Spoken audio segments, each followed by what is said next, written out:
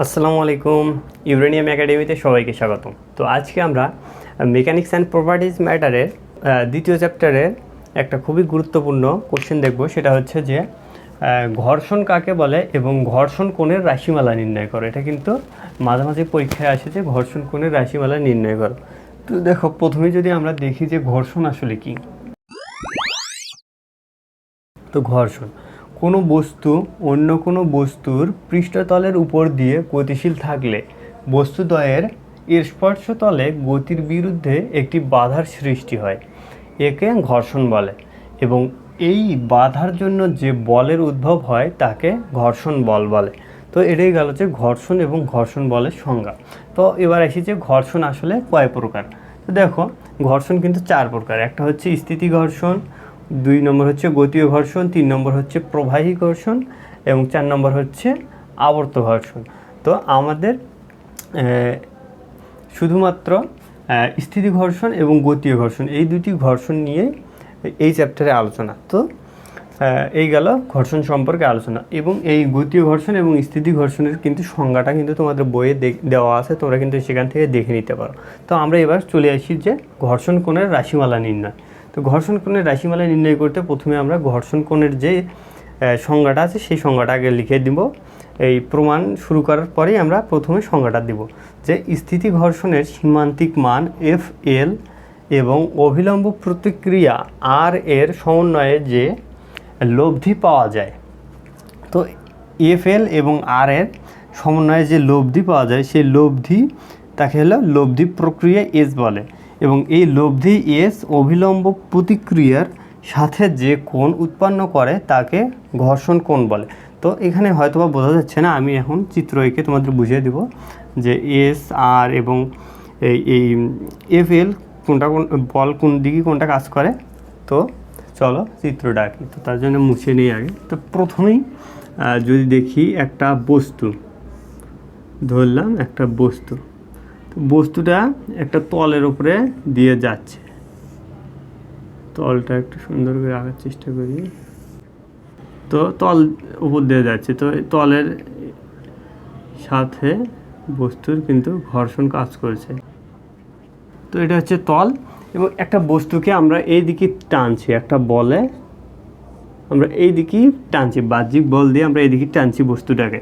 তো এখন দেখো, এখানে কিন্তু তলের সাথে কিন্তু বস্তুর যে তলটা এবং আমাদের যে তলের সাথে কিন্তু সংযুক্ত হয়েছে, এটা কিন্তু সংযুক্ত আছে। আমি একটু ফাঁকা করে দিয়েছি যাতে বোঝা যায় যে ঘর্ষণ আসলে ঘটতেছে কিনা। তো দেখো, তো অভিলম্ব প্রতিক্রিয়া এখানে যে বলা হয়েছে অভিলম্ব প্রতিক্রিয়া আর, তো অভিলম্ব প্রতিক্রিয়া হচ্ছে লম্ব বরাবর কাজ করে। এটা হচ্ছে আমাদের অভিলম্ব প্রতিক্রিয়া আর।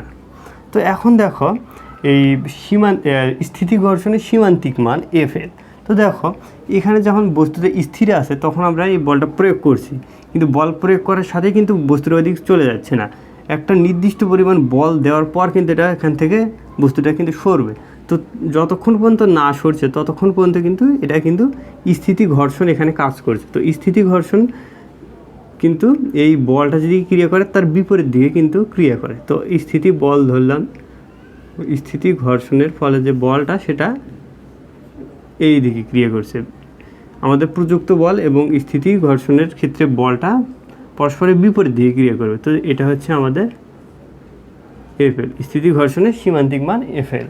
তো দেখো, এখানে কিন্তু বলা আছে যে এই এফ এল এবং আর এর সমন্বয়ে যে লব্ধি পাওয়া যায় তাকে লব্ধ প্রক্রিয়া এস বলে। এবং এই লব্ধি অবিলম্ব প্রতিক্রিয়ার সাথে যে কোণ উৎপন্ন করে তাকে ঘর্ষণ কোণ বলে।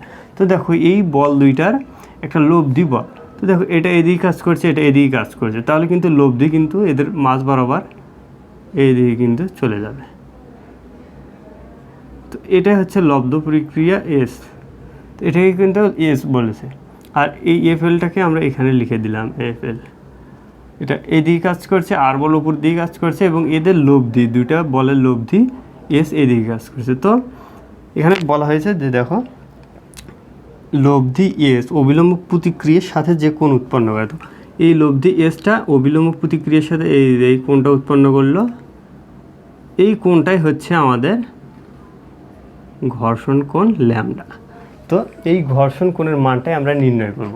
তো দেখো, তো আমরা কিন্তু চিত্র এঁকে নিলাম।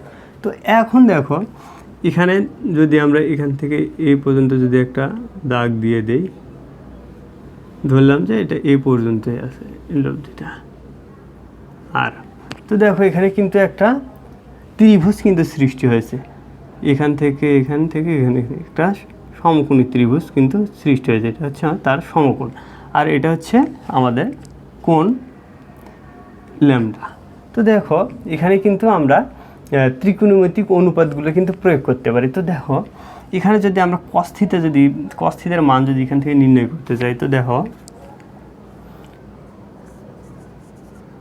কস ল্যামডা ইজ ইকুয়াল টু কী হবে, দেখো কস ল্যামডার মান বা cos theta is equal two আমরা কী জানি যে ভূমি বাই অতিভুজ। তো দেখো ভূমি বাই অতিভুজ হচ্ছে কি, দেখো আমাদের এখানে কোণ যেহেতু এটা, তো কোণের সাথে যে বাহু সেটা হচ্ছে আমাদের ভূমি, এটা হচ্ছে আর হচ্ছে আমাদের ভূমি, এবং অতিভুজ হচ্ছে এস। তো আর ডিভাইডেড বাই এস।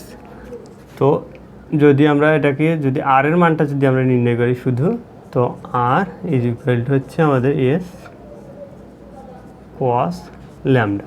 এটাই কিন্তু হচ্ছে আমাদের আর এর মান, অবিলম্ব প্রতিক্রিয়া R is equal to S cos lambda.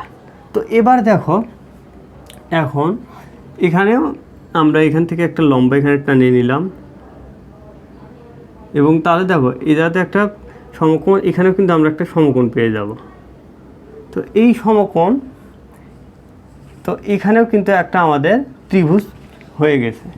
দেখো এটাও একটা ত্রিভুজ কিন্তু আমরা এঁকে ফেললাম। তো এই ত্রিভুজ ধরলাম যে এটা এই পর্যন্তই, ধরলাম যে এটা এই পর্যন্তই আছে আমাদের। তো এফ এল এর মান হচ্ছে এটা, অতিভুজ হচ্ছে আমাদের এস, এবং এই মানটা আমাদের জানা নেই। তো দেখো যেহেতু কোণ এটা ল্যামডা, তো আমাদের কিন্তু এই কোণটাও কিন্তু আমাদের ল্যামডা হবে। এখানে আমরা ল্যামডাটা এখানে দিলাম এবং এসটা এখানে লিখলাম। এই কোণটা আর এই কোণটা কেন সমান হবে, কারণ এই কোণ দুইটা হচ্ছে একান্তর কোণ। তো একান্তর কোণ কিন্তু এইরকম হয় যে একটা বাহু থাকে, এখানেও যে কোণটা হবে এখানেও সেই একই কোণটা হবে, এই কোণ দুটো সমান হবে। এটা হচ্ছে একান্তর কোণের সংজ্ঞা অনুযায়ী। তো দেখো এখানেও কিন্তু ওই একই ঘটনা ঘটেছে, এটাও ল্যামডা এটাও ল্যামডা।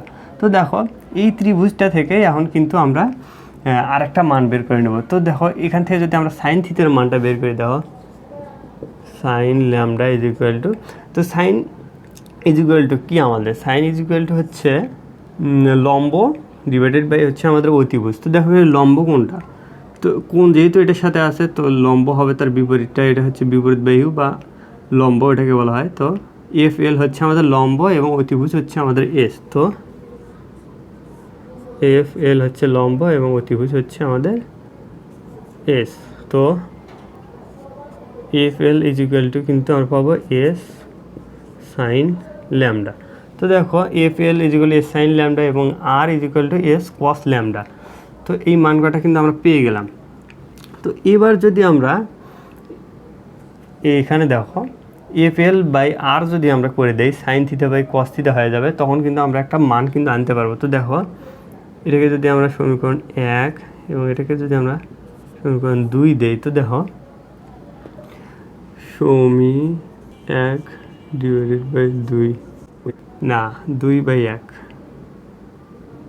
সমী 2 divided by 1। তো 2/1 করলাম আমরা। দেখো